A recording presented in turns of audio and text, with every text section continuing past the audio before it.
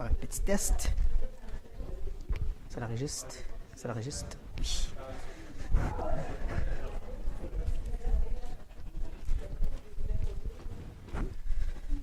Bon, si vous voulez bien vous asseoir.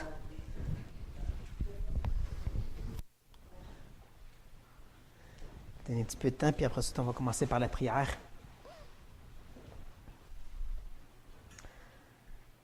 Mais grand Dieu, c'est tellement un privilège de savoir qu'on peut venir à toi n'importe quand.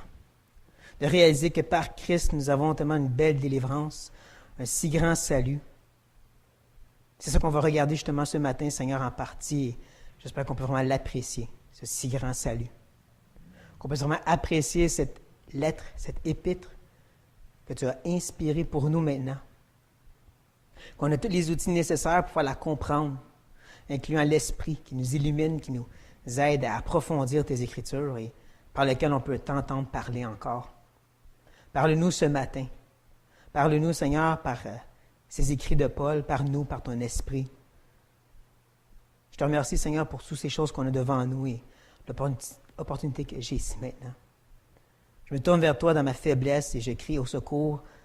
Aide-moi, grand Dieu, à me confier qu'en toi seul pour cette étude que nous allons regarder ensemble. Amen. Mes frères et sœurs, je vais vous demander de fermer vos Bibles pour tout de suite et les mettre de côté pour une seconde. J'ai dit qu'il allait y avoir un quiz et j'étais sérieux. Ne vous inquiétez pas, c'est un petit quiz. Ma raison est simple. Je vous l'ai dit. Vous tenez l'école dimanche parce que c'est ça qu'un chrétien ça fait. Vous pouvez venir dans l'intention d'avoir un bon petit message de 30 minutes. Mon désir, c'est de vous donner une étude qui vous aide à comprendre et à apprécier l'Épître de Colossiens.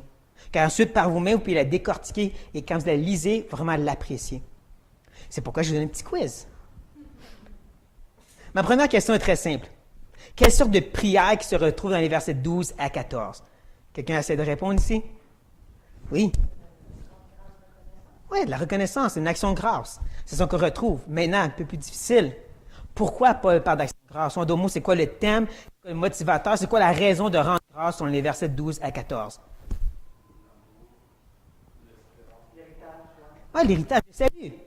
C'est ça que Paul nous parle de long et en large dans les versets 12 à 14, mais de façon bien simplifiée. Même que Calvin a appelé l'Épître de Colossiens le salut simplifié. Parce que Paul va prendre plein de termes qu'on connaît, l'héritage, la lumière, la rédemption, la rémission, puis il va tous nous les garrocher sans les expliquer. Pour qu'on comprenne, regarde, on a tout ça. C'est tellement riche. Ma dernière question demande un peu de réflexion. Selon les versets 12 à 14, selon Paul, est-ce que nous allons rentrer dans le royaume de Christ? Oui ou non? Tu dis oui? Hein? Oui. Ouvrez votre Bible, tournez dans Colossiens chapitre 1, justement, les versets 12 et 14, surtout le verset 13. Regardez bien ce que Paul dit. Nous a transportés. C'est pas nous allons. Paul en parle d'une façon présente, mais passée. C'est ça qu'on va voir dans les versets 12 à 14. Pas la réalité future de qu'est-ce qu'on va avoir, mais la réalité présente de qu'est-ce qu'on a déjà. C'est ça qui est important à garder dans la tête. Dans les versets 12 à 14 de Colossiens 1, ce qu'on voit, c'est qu'on l'a déjà, ces choses. C'est pour ça qu'on est systématiquement reconnaissant. Et ce que je vois dans ces versets-là, c'est une séparation en deux. Que de 12 au verset 13, Paul nous présente la raison de notre reconnaissance, le salut, et ensuite de la fin du verset 13 jusqu'au verset 14, la méthode qu'on l'a reçue. En deux mots, ça revient tout au salut, mais c'est la raison et la méthode de ce salut. Je vous dirais aussi, si vous voudriez, de passer aussi votre doigt dans Éphésiens chapitre 4 pour plus tard. Signez votre doigt. Éphésiens chapitre 4. Est-ce que vous allez être prête? Je vais commencer à lire du verset 12, comme je dis, jusqu'au milieu du verset 13, donc. Rendez grâce au Père qui vous a rendu capable d'avoir part à l'héritage des saints dans la lumière, qui nous a délivrés de la puissance des ténèbres. Et j'arrête ici. Je vous dirais tout de suite, frères et sœurs, que nous avons devant nous un texte un petit peu controversé ou qui comporte quelques difficultés de traduction. Qu'est-ce que Paul il a vraiment dit, puis comment on essaie de le comprendre nous maintenant en français? Il y en a plusieurs. Il y en a déjà deux en partant. Il y en a un qui nous oblige de reculer jusqu'au verset 11. Le mot « joie ». On voit dans le Louis II, ça dit avec joie, persévérance et patience. Donc, c'est rattaché à ces deux idées-là. Sauf que certaines autres traductions vont dire rendez grâce avec joie. Pour la simple et bonne raison que le mot joie est en plein milieu des deux termes. Ça dit persévérance, patience, avec joie, rendez grâce. Donc, ça peut être un ou l'autre. C'est là que ça devient difficile. Donc, certains commentateurs vont dire que Paul parle de rendre grâce sincèrement, avec joie. C'est de ça qu'il veut dire ici. Ou comme notre frère Simon dirait, de ne pas mettre la cassette. Vous vous rappelez de la cassette? Merci Seigneur pour la journée, merci pour la nourriture, Amen. Et c'est possible que c'est de ça que Paul parle, mais je ne crois pas. Je ne crois pas pour deux raisons. Parce que premièrement, quand Paul parle d'action de grâce ailleurs dans la Bible, il ne prend pas le temps de dire qu'il faut que ce soit sincère. Il assume qu'on le sait. Regardez 1 Thessaloniciens chapitre 5, vous allez voir vous-même que c'est juste rendez grâce, soyez toujours heureux. C'est simple, c'est garoché. Il s'attend à ce que ça va être fait avec joie de toute façon. Mais la deuxième raison, c'est parce qu'on l'a vu la dernière fois, persévérance et patience, c'est des termes gnostiques, c'est des termes des stoïques. C'est de souffrir puis de continuer quand même, mais sans émotion. Et c'est pour ça que je crois que le mot joie va bien mieux avec persévérance et patience, parce que Paul est comme en train de nous préparer son argument contre eux. Nous aussi, on souffre, mais on fait avec joie, ce qu'eux ne peuvent pas faire, parce que nous, on l'a de Dieu. Mais ce que vous devez garder en tête, c'est comme j'ai dit, le mot joie, il connecte les deux idées ensemble. Donc, on pourrait peut-être faire le lien de cette façon, que par la force de Dieu, on est patient et persévérant avec joie, et cette joie nous motive à grâce à Dieu, qui selon moi est encore plus surhumain. Parce que non seulement tu es content de souffrir, mais tu dis même merci Seigneur que je souffre. Ça, tu as besoin de la force de Dieu. Et je vous mentionnais ceci parce que, comme j'ai dit, certaines traductions vont dire rendez grâce avec joie, et je voulais que vous soyez prêts pour ceci. Que vous compreniez que la joie se rattache aussi à cette action de grâce. Maintenant, le deuxième problème ici, c'est que Louis II me traite de menteur. Je m'explique. Vous voyez, le verset 12 commence en disant « rendez grâce », un impératif. C'est un commandement que Paul donne aux Colossiens. Vous devez rendre grâce, en deux mots. Mais qu'est-ce que moi je vous ai dit quand on regardait les versets 9 à 14? C'était une longue phrase qui était la prière de Paul. Que de 9 à 11, Paul faisait une requête, et que 12 à 14, Paul faisait une action de grâce. Je vous disais ceci parce que dans l'Esterval, et j'ai aussi appris la Derby, ça dit « rendant grâce ». L'idée, c'est donc, moi, je fais des requêtes et en rendant grâce à Dieu. Vous voyez bien que c'est deux idées différentes. D'un côté, c'est Paul qui fait une action de grâce. De l'autre côté, il dit aux Colossiens, vous devez rendre grâce. Lequel des deux a raison? Bien, je vous dirais ici qu'à chaque fois, l'Esterval a toujours raison. Bon, c'est une petite farce pour préparer votre cerveau pour l'étude qu'on va faire maintenant. Le problème, c'est que dans le grec, il n'y a pas de rendant ou rendre. C'est juste le mot Eucharistie, qui veut dire être reconnaissant. Ça veut dire que les deux ont raison en même temps. On peut le traduire rendez grâce, on peut le traduire rendant grâce, et c'est vrai selon le grec. Donc, ça devient plus difficile à comprendre, lequel des deux que Paul veut vraiment dire. Même le contexte ne nous aide pas beaucoup, parce que oui, Paul il continue en disant « vous a rendu capable ». Donc, il parle aux Colossiens. On pourrait dire « vous rendez », ça va ensemble. Donc, Paul il dit aux Colossiens qu'ils doivent rendre grâce.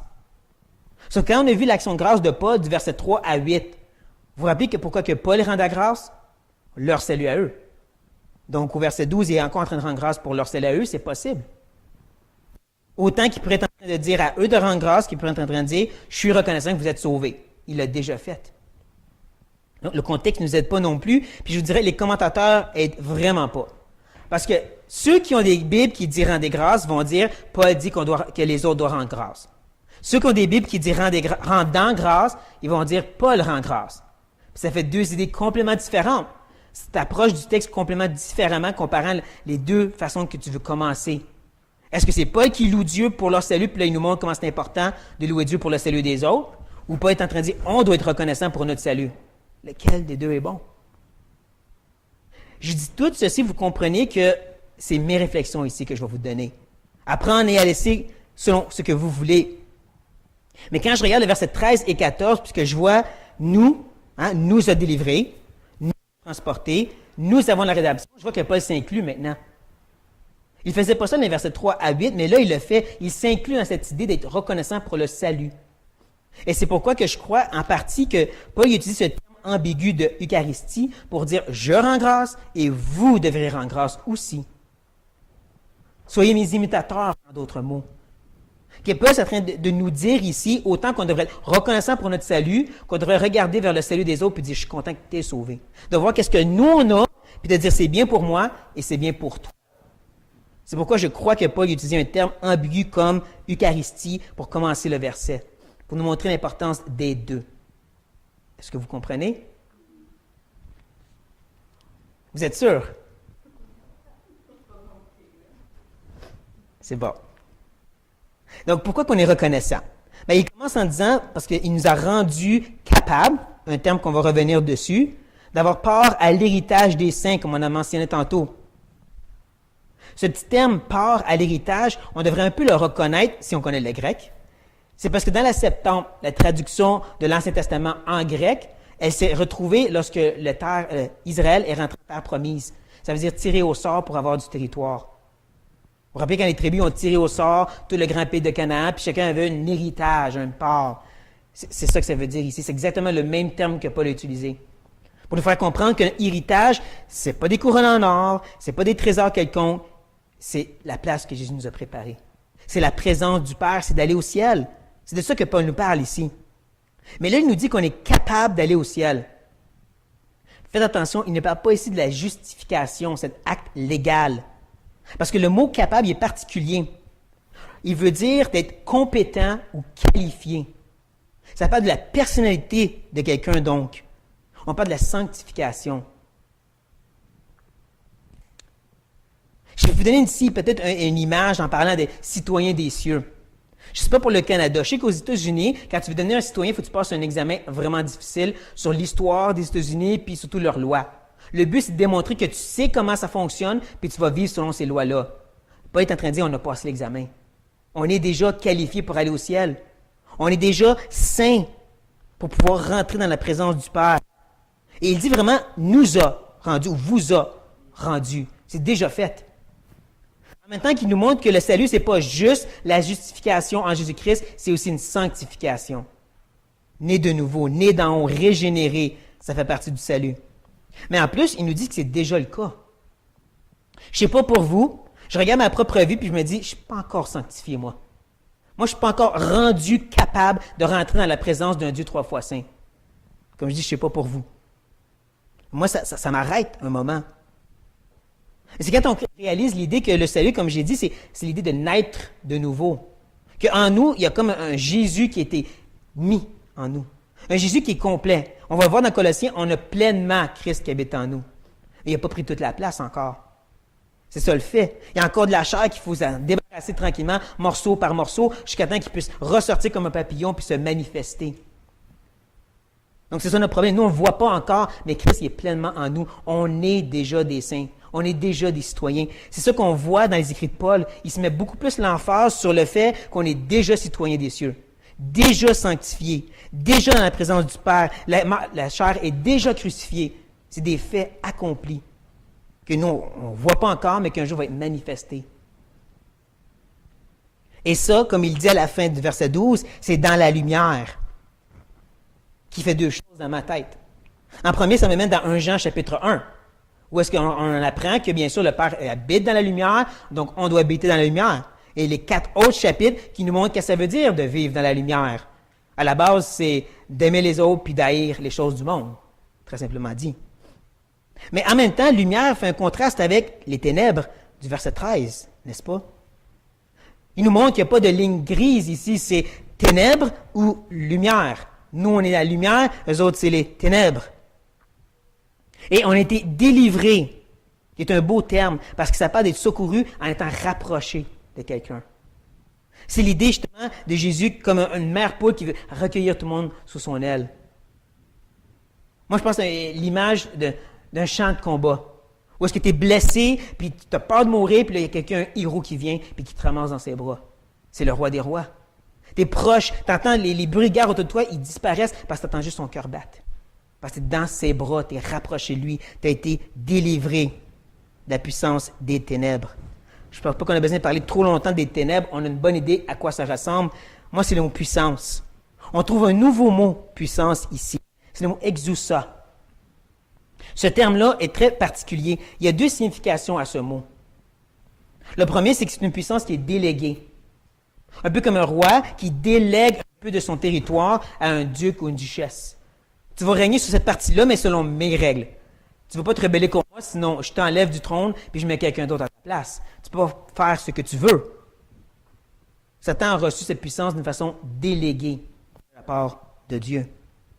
Et je sais que ça nous dérange de penser à l'idée que Satan il est le Dieu de ce monde parce que notre Dieu l'a voulu. Notre Dieu l'a mis sur ce trône-là. Notre Dieu l'a établi comme tentateur. C'était pas populaire parmi vous, surtout parmi plusieurs chrétiens, d'entendre une telle chose.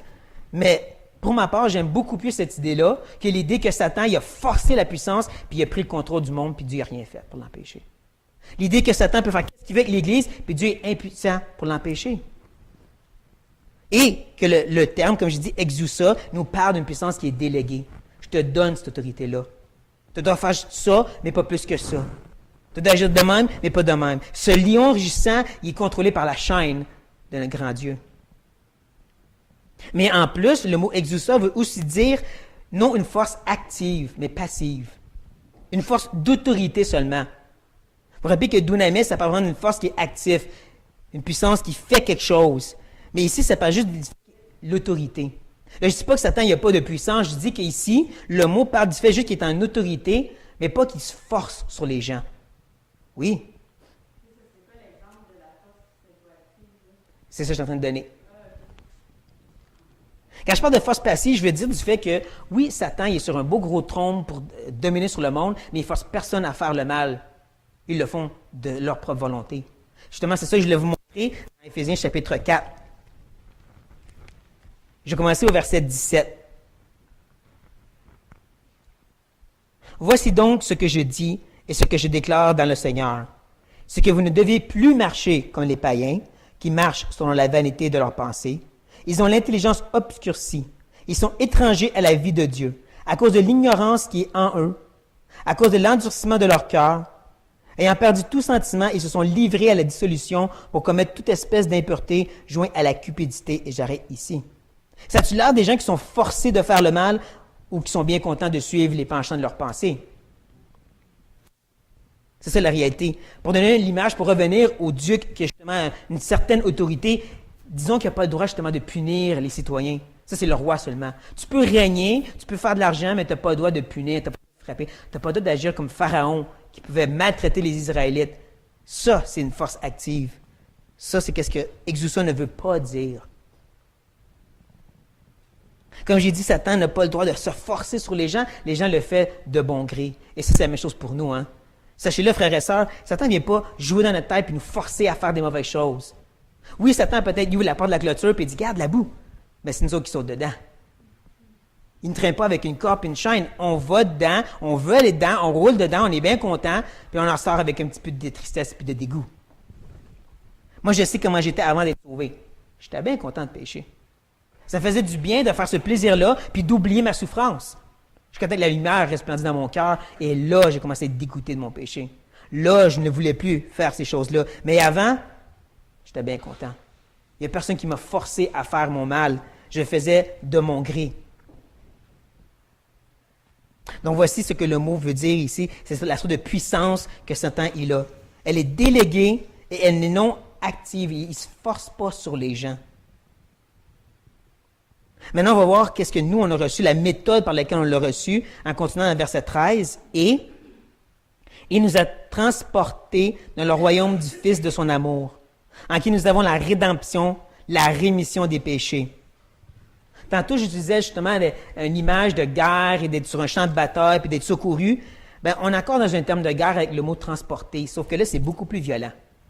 Ici, c'est l'idée d'un empire qui conquérit quelqu'un et qui transporte les gens par force pour devenir des esclaves dans leur empire à eux. Pensez aux Assyriens qui ont complètement anéanti les Samarie, le royaume du Nord, les 10 tribus, puis qui les ont amenés comme esclaves. Pensez justement à leur roi qui était dans son chariot en train de traîner des esclaves enchaînés en arrière de lui. C'est ça, transporter. Pourtant, il ne parle pas de Satan ici, il parle de Jésus. C'est son Fils qui nous a transportés. Le roi qui est dans le chariot ici, là, c'est le roi des rois. Et c'est nous, les esclaves enchaînés en arrière, qui est en train de transporter parce qu'on est conquéris. C'est ça l'image que Paul nous donne. Cette image me rappelle une parabole de Jésus. La parabole qu'il a donnée pour défendre son exorciste. Je ne sais pas si vous vous rappelez, lorsqu'il avait délivré quelqu'un de possédé, puis que les pharisiens disaient « Tu fais ça par Belzébul ». Vous vous rappelez un peu de cette histoire? Il a utilisé une parabole pour se défendre. Il parle d'un homme qui était fort et qui était armé. Mais un homme plus fort que lui arrive, le désarme, l'attache et il prend les choses sous son nez. Des dépouilles. C'est ça, on est des dépouilles. On est les transportés. On est ses esclaves. On est ceux qui a conquis, qui a pris. Ça nous remet un peu à notre place. Ça nous rappelle qu'est-ce qu'on est vraiment pour Dieu. Mais en même temps, ça nous montre qu'il est le Fils de son amour. Quel beau terme. Ou on pourrait dire aussi Fils bien-aimé. L'idée ici a deux belles compréhensions. Autant qu'on le voit comme l'idée que Jésus est celui qui reçoit tout l'amour du Père, comme à son baptême, quand le Père a dit « Voici mon Fils en qui j'ai mis toute mon affection ». Mais c'est aussi l'idée que Jésus reflète son amour. On sait qu'il est l'image du Dieu invisible, donc il représente qu'est-ce que c'est l'amour parfait du Père. Ça veut dire que sur la croix, Dieu ne pouvait pas plus nous aimer que par ce sacrifice. Quand il a décidé de rompre sa propre relation avec son Fils puis dire « Je te mets au milieu dans cette relation-là. Je te romps pour vous rentrer là. C'est à quel point je vous aime, je ne peux pas plus vous aimer que ça. Je vais frapper mon propre Fils pour ne pas vous frapper, c'est à quel point je vous aime. » Dieu ne peut pas plus nous aimer que par son Fils. Mais en même temps, en revenant sur cette idée qu'il reçoit tout l'amour du Père, moi, ça me fait juste me rappeler l'importance de la sanctification. Dieu ne peut pas aimer plus que son Fils. Ça veut dire qu'on doit ressembler à son Fils. On doit être transformé à son image. On devait naître de nouveau. C'est la seule façon qu'on peut avoir l'amour du Père. Dieu ne peut mettre tout son amour que dans son Fils. C'est pour ça qu'on doit être comme Christ. C'est pour ça que c'était important la sanctification avec la justification. Et ce Fils, comme on voit ensuite au verset 14, par lui, nous avons la rédemption et la rémission des péchés. On a une autre petite difficulté ici, et c'est le fait que nous avons, pourrait être aussi traduit par nous allons avoir. Encore un terme assez ambigu qui peut être traduit des deux façons, qui nous montre que Paul nous fait comprendre que autant c'est quelque chose qui va arriver, que c'est quelque chose qu'on a déjà. Autant que nos péchés ont une rémission, qu'ils vont être parfaitement enlevés, puis il n'y en aura plus dans le futur. Parce que c'est ça que le mot rémission veut dire. C'est d'enlever, c'est de couvrir, c'est qu'il n'y en ait plus. Pensez-y.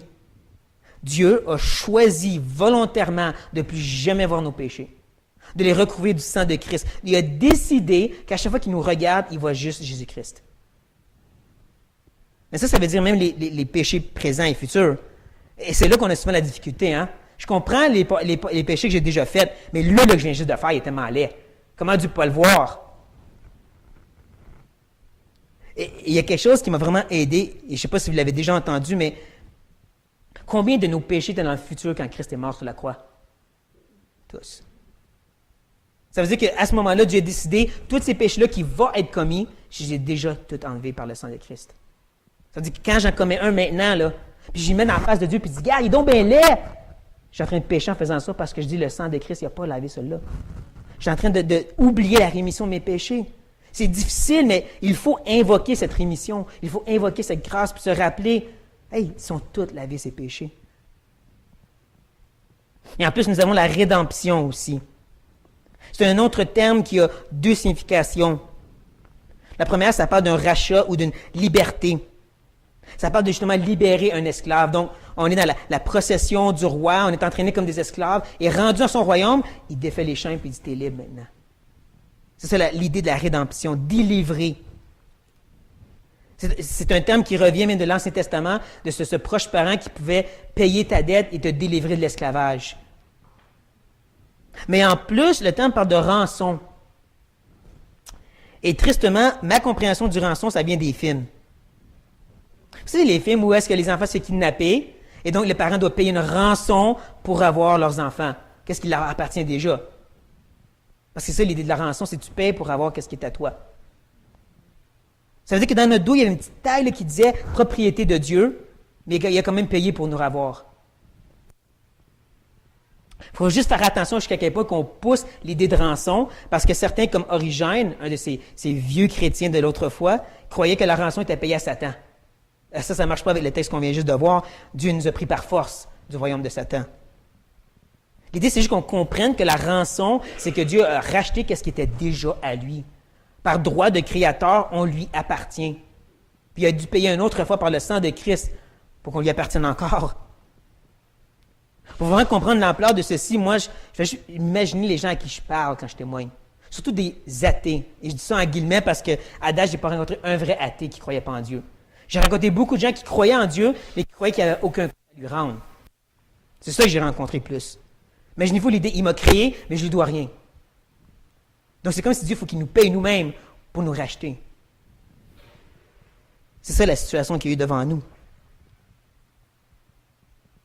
Mais, n'importe, on sait qu'il nous a transportés, il nous a conquéris, il nous a délivrés. Il est venu nous sauver, même si nous, on ne voulait rien savoir. Nous, on était bien contents d'être sous la puissance des ténèbres, comme j'ai dit, ce n'était pas forcé. Je n'étais pas obligé de dire non à Dieu. J'ai dit non à Dieu volontairement pendant 5 ans. Mais n'empêche, Dieu est venu à mon secours, Dieu m'a délivré, et Dieu m'a rendu capable d'aller au ciel. Il m'a rendu capable, il m'a qualifié, rappelez-vous. Il nous a déjà sanctifiés. La rémission des péchés est déjà une réalité qu'on doit vivre maintenant. Donc, autant que ce texte devant nous rappelle qu'est-ce que Dieu a fait et qu'est-ce qu'on lui doit, qu'il nous rappelle qu'est-ce qu'on a et comment on devrait le réaliser et le croire. Je ne parle pas de pensée positive, je parle ici de le croire, qu'est-ce qui est écrit ici. J'ai la rémission des péchés. Je suis capable d'avoir part à l'héritage des saints parce que Dieu le dit ici. Et ça, c'est par le Fils de Dieu qui m'amène maintenant à parler du prochain texte pour la prochaine fois, qui va être l'exposition de Jésus-Christ, enfin, les versets 15 à 20. Un texte qui est vraiment long, oui, c'est 6 versets, mais il est trop complet pour le couper. Non seulement c'est une phrase complète, mais l'idée de Paul a efflué. Plus que je l'étudie, plus que je vois, Paul n'a pas tranché là-dedans. Il y avait vraiment une idée que le verset 15 connecte au verset 16, puis au verset 17, puis c'est un tout. Mais ces 6 versets en 30 minutes ne donnent pas beaucoup de temps. Donc, par l'approbation pastorale de Benoît, en 2 mots, il a dit c'est correct si je vous le demande, si vous seriez d'accord de commencer 10 minutes plus tôt la semaine prochaine. On passe au vote? Parfait. Mais je vous invite quand même à étudier le texte parce que 40 minutes pour un texte aussi riche, c'est juste pas assez. Mais quand même, ça va être un beau texte qu'on va pouvoir regarder ensemble 15 à 20 pour la prochaine fois. Donc, on n'a pas vraiment de temps, mais il n'y a personne. Donc, est-ce que vous avez des questions?